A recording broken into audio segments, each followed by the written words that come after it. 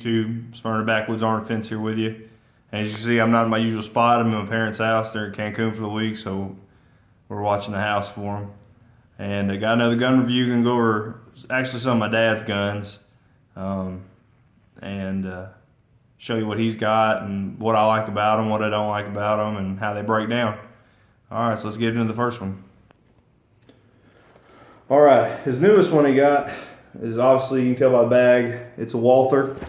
It's the PPQ M2. It's the 4-inch barrel.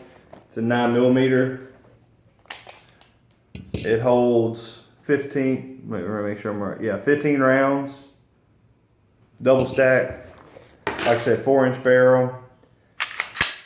And he actually changed the sights. He's got the big dot sights now. The sights that come on it are just painted sights. They're not night sights or anything like that.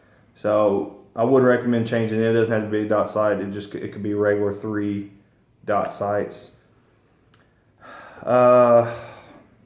It breaks down just like a Glock. There's actually 2 levers. They're actually flat against the frame, and you just pull back a little bit, pull down on both of those. You do have to press the trigger,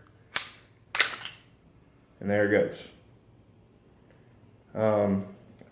It actually works better if you press the trigger first and then do that. It makes it a little bit easier.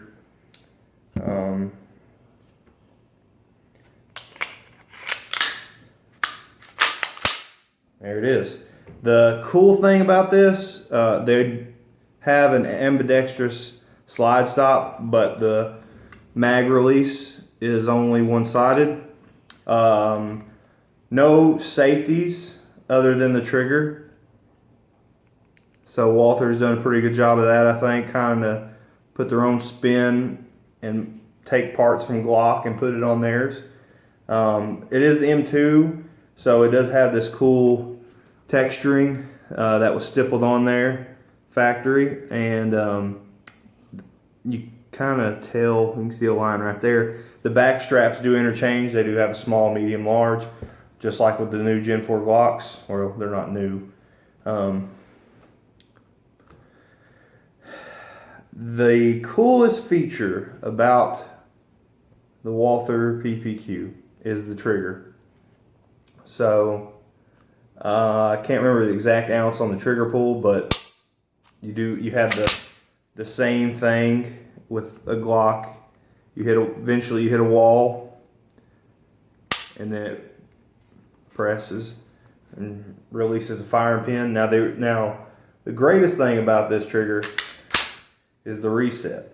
Let me try to show that to you real quick. Right there, that's it. I mean, just take a guess. 2 ounces, ounce and a half, whatever you want to call it, but no travel whatsoever. I mean, well, there's a little travel, but for a stock trigger, best stock trigger. I mean, I'm not going to go to Apex and get a trigger for this. I don't even know if they make a trigger for this. Great gun. I've shot it a little bit. I'm still kind of getting my feel for it, but now with the new big dot sights on it, I'm actually kind of curious to see how it shoots. The gunsmith over at Guns and Leather in Greenbrier, Tennessee, Jeff Wall, great guy. He's been doing it about 14 years. If you live in the Tennessee area and Greenbrier is not too far of a stretch of a drive for you, if you have anything, questions, want anything done, Jeff's a good guy to go to. He's where I go for any gun work.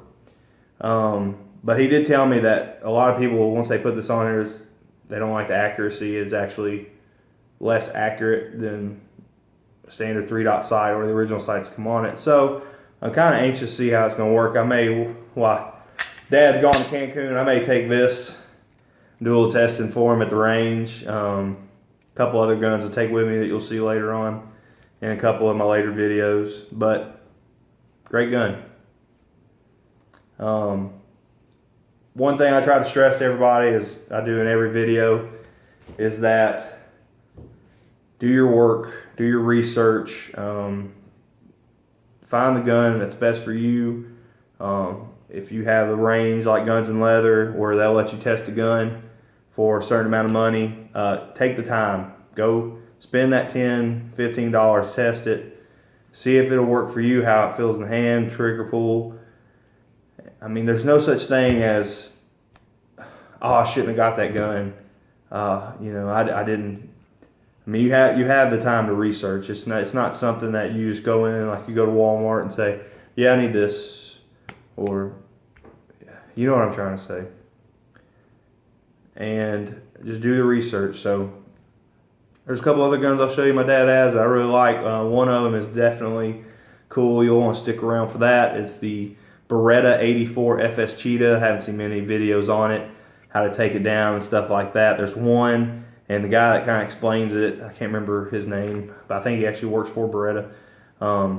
There's one little detail that he missed that I kind of found out, so it'll be pretty cool to look at.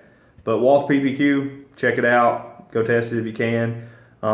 We don't have it, but also the Walther PPS M2. I want to shoot it next, see how it does compared to this. Go check that one out as well. Awesome little gun, great concealed carry, pocket carry maybe. That's my plan. If I get it, that's my plans for it. Make a pocket carry. Walther PPS M2. But if you're wanting the full size Mac Daddy PPQ M2, they have the 4-inch barrel, and they also have a 5-inch barrel. And I think they have a smaller version. They don't have a 3.5 barrel. Don't quote me on that, but I know 4 and 5-inch in a 9mm M40, and I think they have a 45 model. My brain, too many facts and not enough room to keep them all. All right, I'll see you on the next one.